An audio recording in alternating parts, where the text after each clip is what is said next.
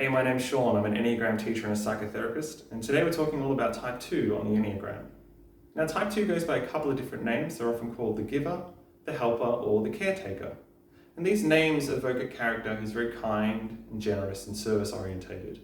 Type 2s are really lovely to have around because they are so caring and warm and they really want to help people out. However, they can get into trouble sometimes because they're so focused on the needs of other people that they actually forget their own needs. And their attachment to being someone who's really helpful can mean that they can actually become really intrusive and overbearing. So starting with the origins of this type, the basic unconscious belief for type 2 is that the world requires me to give in order to receive.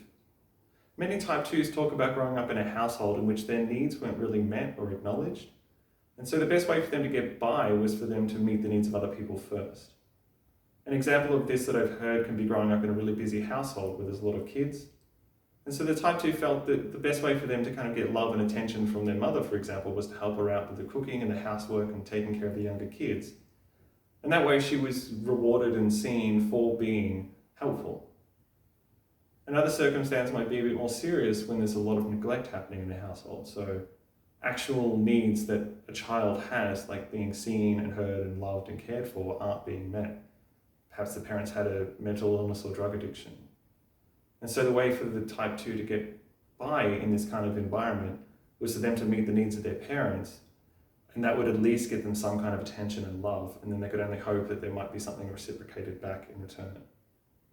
Regardless of the circumstance, there's a very strong core pattern that has formed here, that in order for me to get love and for me to get the attention and care that I really crave, I have to first meet your needs.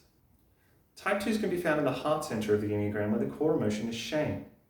Unlike type 4s who overdo their shame and type 3s who numb out their shame, type 2s are in conflict with their shame. To understand this, we need to acknowledge that all heart types are image types, in the sense that they have an image that they're trying to project out into the world of how they want other people to see them. And for type 2s, this particular image is of someone who is kind and generous and service-orientated. Their reasoning being that this is what got them love. However, type 2s aren't just this role that they have. They're not a machine that just meets the needs of other people. They're a full human being who has their own wants and needs. But this then sets up a dichotomy between these two different parts of themselves. We have what we might call the true self of type 2s, who they feel they really are, that didn't get love and was perhaps rejected. And then we have the role that they feel they need to play, which is of someone who's helpful and service-orientated. And while they do get loved for that, they're getting love for what they can do for other people, not who they really are. And so there's a conflict here, because if they were to be who they really are, they felt they weren't going to get the love. But if they aren't really that, and they're instead just caring for other people, they will get love, but it's not the same as being loved for who they really are. The passion for type 2 is called pride. This isn't pride in the typical sense of being proud of yourself for having done a good job. Pride in this sense is a self-inflation. It's this sense that they are the ones who can help someone. What does that mean? Well, we talked a little bit before about this image that type 2s have, being someone who's helpful and generous and supportive. Type 2s often feel that everything that they're doing for other people is unconditional. They're not doing things for other people because they expect something in return. They're simply just doing it out of the goodness of their heart. It's unconditional. And this can make pride tricky for 2s to see, because in actual fact, type 2s often do expect something in return. Even if it's just a thank you, type 2s do expect that other people will acknowledge and appreciate what they've done for other people. So they're expecting love and appreciation in return, but also expecting other people to somehow acknowledge and see them as this person who is helpful. This sense that they want to take on more burdens and responsibilities to help more people, because it puffs up this image of them being someone who is helpful. The danger of this is that 2s can only do so much before all of this collapses, before they become overwhelmed and exhausted from helping other people and don't meet their own needs. Or at the other side, they get so frustrated and angry with other people for not appreciating them and giving something in return, that they then get frustrated and lash out at people. And this brings us to the defense mechanism for type 2, which is called repression. In this context, repression refers to the capacity to conceal information about oneself from oneself. Type 2s will repress their needs, their wants, hopes, dreams, wishes, in order to maintain this image of being someone who's helpful and supportive of other people. So for example, if they've had an exhausting day and they just want to sit down and relax, but then a friend calls them desperate for some help and advice, Type 2s will often be unable to say no to that person and acknowledge their own needs, but instead will repress those needs and offer help to other people. Now, obviously, this can be good in some ways in the sense that they are helping other people, but more often than not, this is actually harmful for Type 2s because firstly, they're not getting their needs and wants met, which are important. Secondly, they're entering into a strange relationship with the other person because they've repressed their own needs and wants and haven't expressed them, or can't even see that they're there. And so the other people might not know about these and therefore might not actually know that they have to give something in return. And thirdly, after a while, Type 2s can actually start to feel resentful or outright angry because other people aren't meeting their needs and wants, even though they've not acknowledged them themselves or expressed them. So repression can be a difficult thing for Type 2s to manage because they do need to take care of themselves and have their own needs and wants met, but it can often feel like they have to choose between that or being of help to other people. The growth path for Type 2 involves them becoming more inward focused.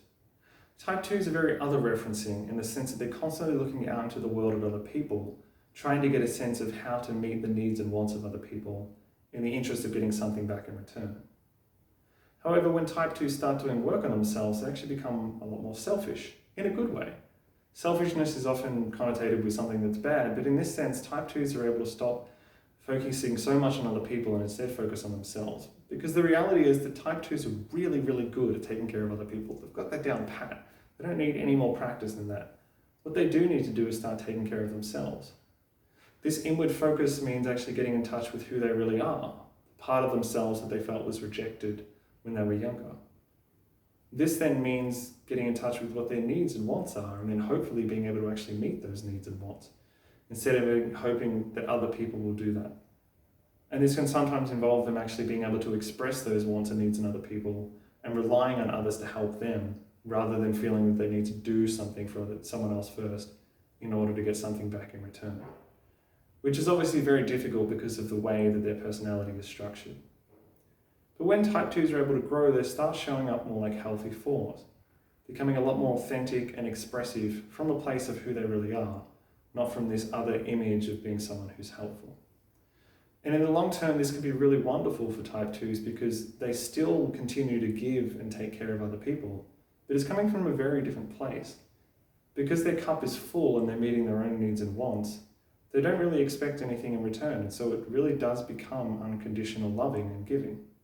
For those of you looking to improve the relationships with Type 2s in your life, here's a couple of things I would mention. Firstly, when you learn about the Enneagram, it can be really tempting to start kind of pointing some of these things out to people. So for example, if you know a 2, it might be tempting to say, hey, you're just doing this for me because you want something in return. While there might be some truth to that, it's not actually going to get you very far because that person has to come to this journey on their own accord. You're not going to drag them there kicking and screaming. So you're either just going to get them on the back foot where they're really defensive or even aggressive towards you, or they're just going to feel terrible about themselves. So it's not really going to get you anywhere.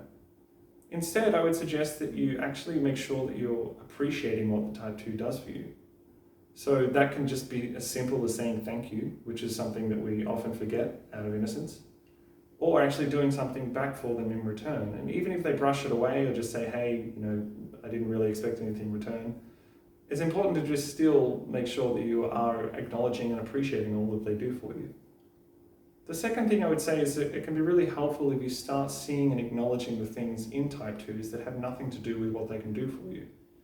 If there's a quality that you like about them, just focus on that and express that, rather than just simply focusing on what they might be able to do for you. This can help 2s to get more in touch with who they are and actually help them to feel better about themselves, and strengthen your relationship in the sense that they don't believe that you're just keeping them around because of all the things that they can do for you, that you actually value them for who they are. That brings us to the end of today's video. Thank you so much for watching. If you did enjoy this video, please leave a like and make sure to subscribe to our channel because you'll get more updates on Enneagram content from us. If you are a type 2, I'm sure there might be a couple of things I've missed, so please leave a comment below and tell us a little bit about your experience of being a type 2. And if you have any questions or other things to add, make sure you can leave a comment below, but otherwise, I'll see you next time.